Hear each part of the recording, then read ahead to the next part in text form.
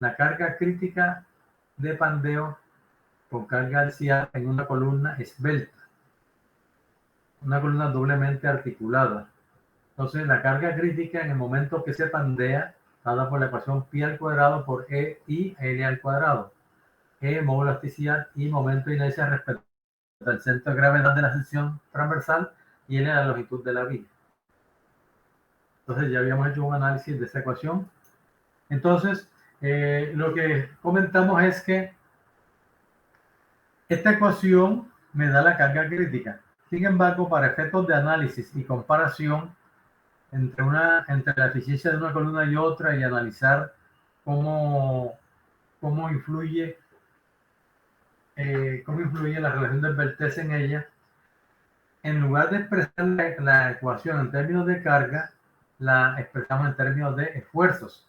Es simplemente recordando que esfuerzo es igual a carga sobre área. Yo reemplazo aquí en esta ecuación, en lugar de colocar P, escribo P sobre A y despejo. Entonces, el esfuerzo crítico está dado por esta ecuación, esta misma que está aquí. Esfuerzo crítico sobre A, que ahora la tengo acá. Sería pi cuadrado e I sobre L cuadrado sobre A. Entonces, esta A con esta I simplemente se recomponen los términos. I sobre A se coloca como un solo término, I sobre A. Y recordando que el radio de giro se definió como raíz cuadrada de I sobre A, entonces I sobre A que aparece aquí en este término será R al cuadrado. Entonces reemplazamos pi cuadrado por E por I sobre A, que sería R al cuadrado, I sobre L al cuadrado. Agrupando también, pasando esta R al cuadrado al denominador, quedaría L cuadrado sobre R cuadrado, o sea, dividiendo entre R cuadrado y R cuadrado. Es pura álgebra.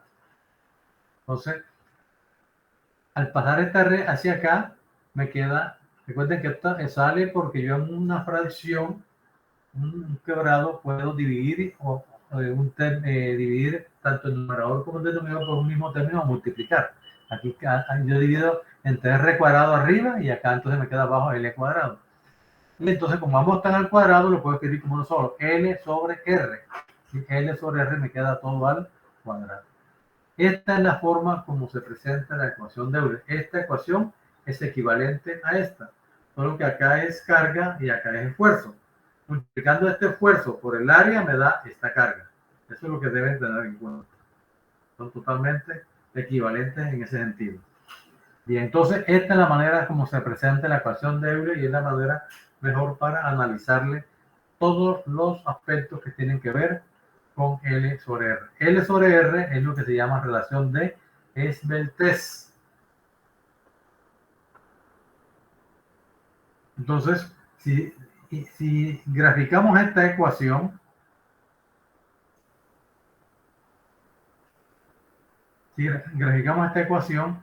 entonces tenemos en el eje de la C, en el eje de la Y tengo el esfuerzo crítico de pandeo, aquí.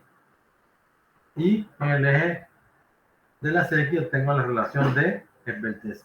O sea que ahora ya no estoy graficando contra L, sino contra L sobre R, o sea, contra la relación de Esbeltès. Entonces, si intentamos graficar, nos daremos cuenta de lo siguiente. Cuando la relación de Esbeltès es cero, lo que significa que cuando la longitud es cero, porque acuérdense que R no puede ser cero, ¿cierto? Que R tiene que ver con las propiedades materiales. La longitud sí es cero. Entonces, cuando la longitud es cero aquí, yo estaría dividiendo pi cuadrado E sobre cero. Y ya sabemos que dividir entre cero, eso es infinito. Entonces, cuando la longitud de las columnas de cero, el esfuerzo sería infinito, que es esta curva que se ve aquí punteada. O sea, sube y sube, sube hasta infinito. Eso es lo que quiere mostrar esta curva, esta línea puntual.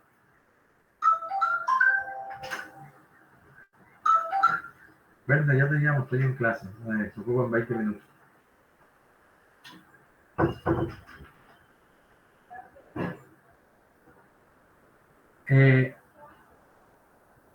Lo contrario, Cuando la longitud es muy grande, o sea, hacia acá, la relación del Beltré se volvería infinita, ¿sí? O sea, cuando L tiende a infinito, L sobre R tiende a infinito porque R es una constante. Entonces, cuando este valor del denominador es muy grande, el esfuerzo va a ser muy pequeñito. Entonces, eso es lo que muestra esta curva. En resumen, en la ecuación de Euler, si la longitud es muy grande, la capacidad de carga es demasiado pequeña. Y al revés, cuando la longitud es muy pequeña, realmente daría, según la ecuación, daría un valor infinito. Entonces hay que analizar esas dos situaciones, esas dos circunstancias especiales. ¿Qué pasa cuando la longitud es muy pequeña?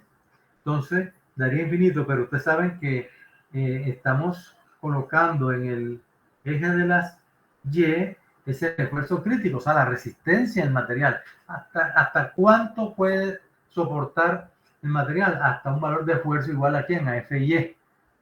¿Sí? A FY. Por lo tanto, esto matemáticamente, esto es válido apenas matemáticamente, pero físicamente el valor máximo que se obtiene es el FY. Entonces, según la ecuación, es mentira de que cuando la longitud tiende a cero, el esfuerzo tiende a infinito, no, tiende a un valor máximo que es el valor de FY.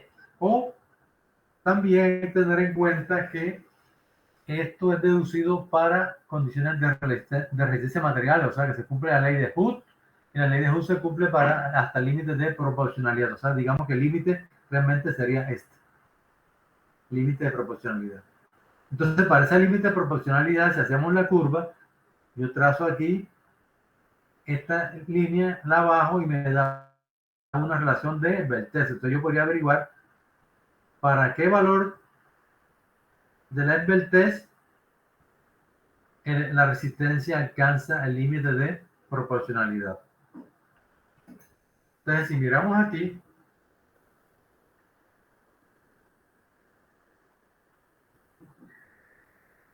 teóricamente, óigase bien, teóricamente, cuando la resistencia del material alcanza la fluencia,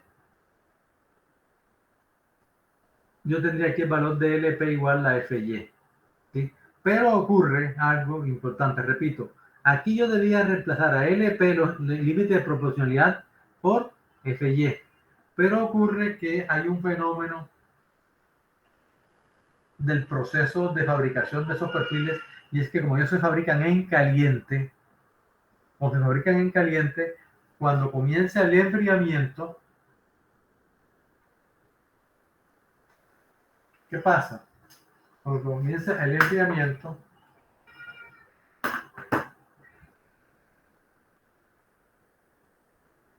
yo tengo aquí, por ejemplo, un perfil en I.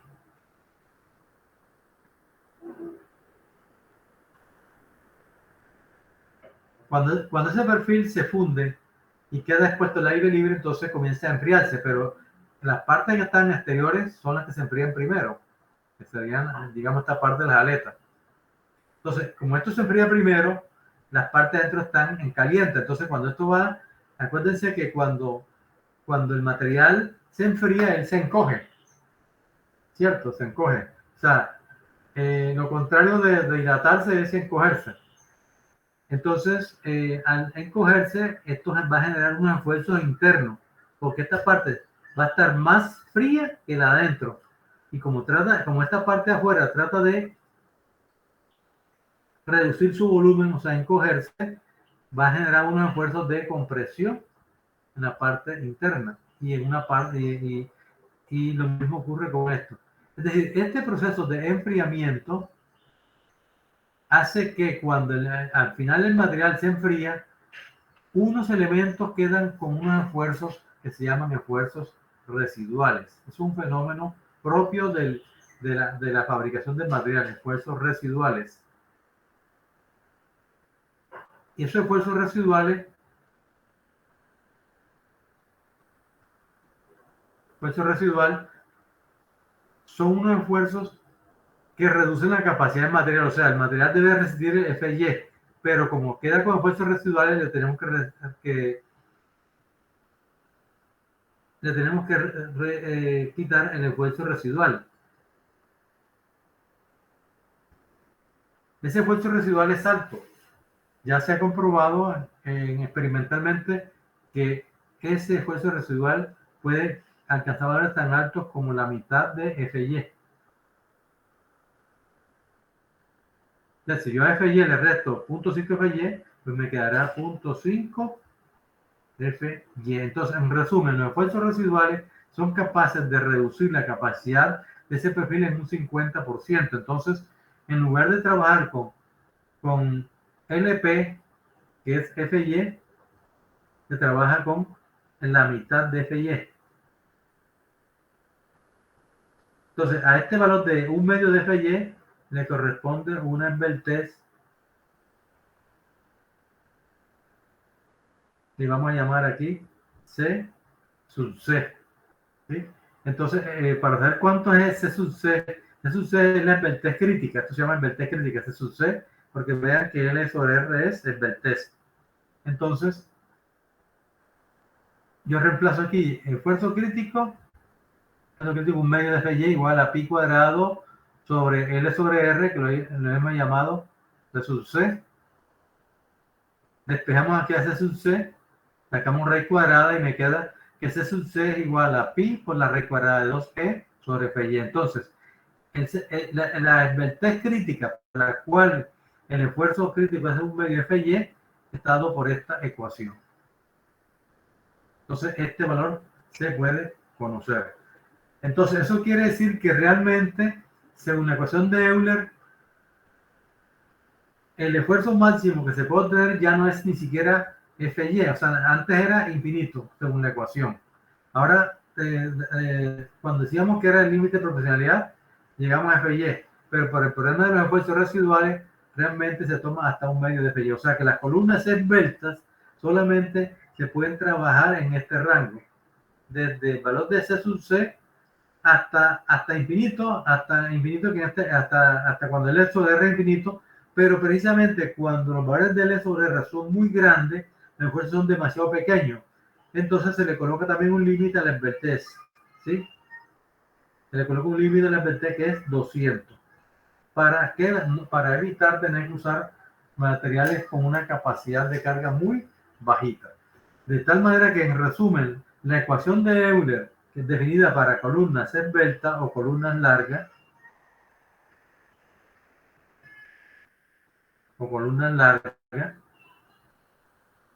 solamente es válida en este rango, desde C sub C hasta 200. De aquí para acá, la columna se comporta inelásticamente y no es válida la ecuación de Euler. Repito, la ecuación de Euler es válida únicamente en este rango.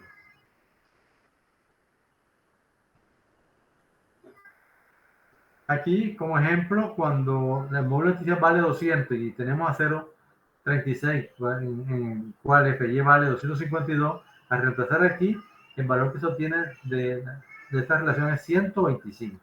O sea, para este caso, vale 125 aproximadamente, para un FY de 252, o sea, a 0,36.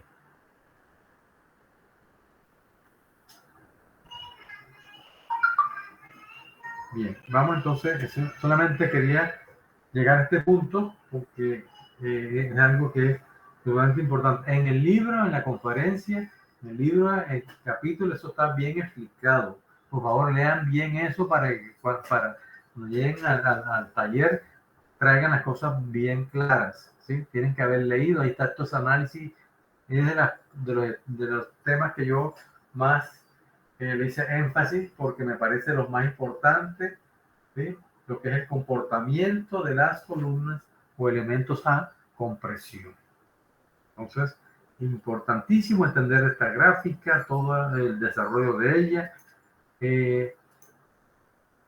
Aquí, para finalizar, de esa curva que tenemos allí,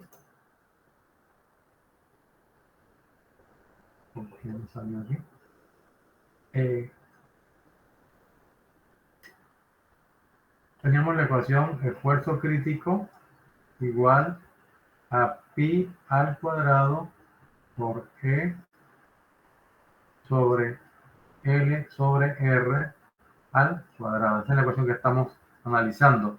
Ya hemos dicho que esta L sobre R me representa la relación de vertez del miembro.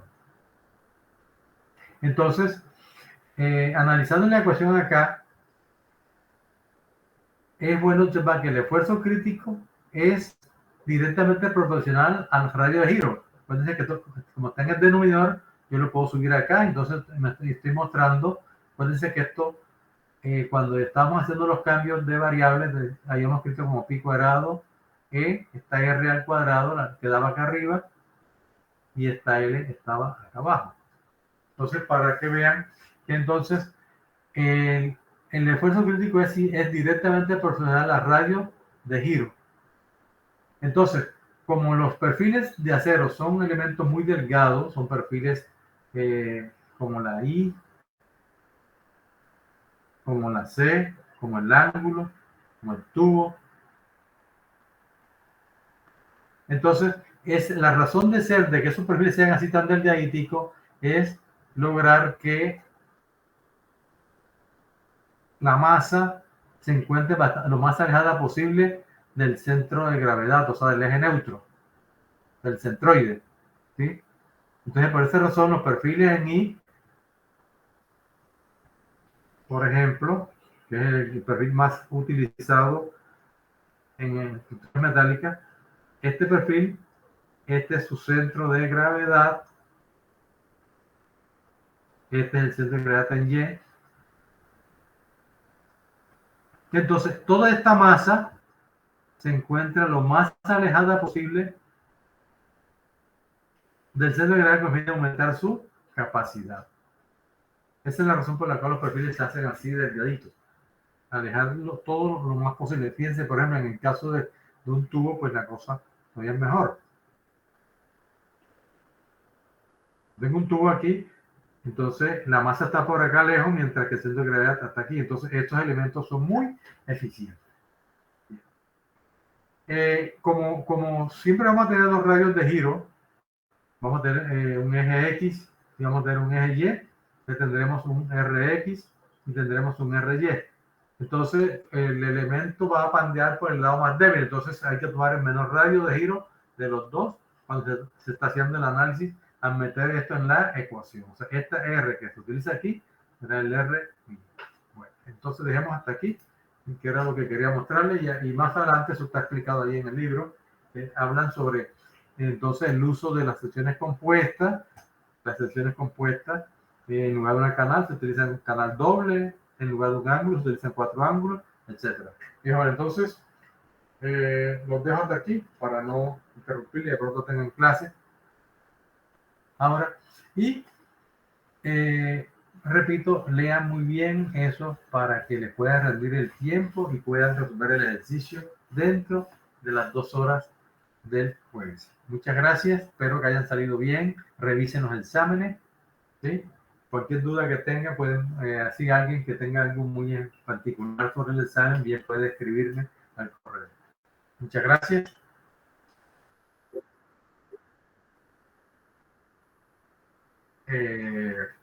La idea es entregárselo creo que el martes, los martes.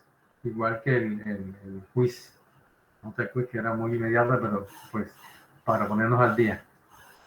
Yo me comprometo a entregar eso el martes. ¿De acuerdo?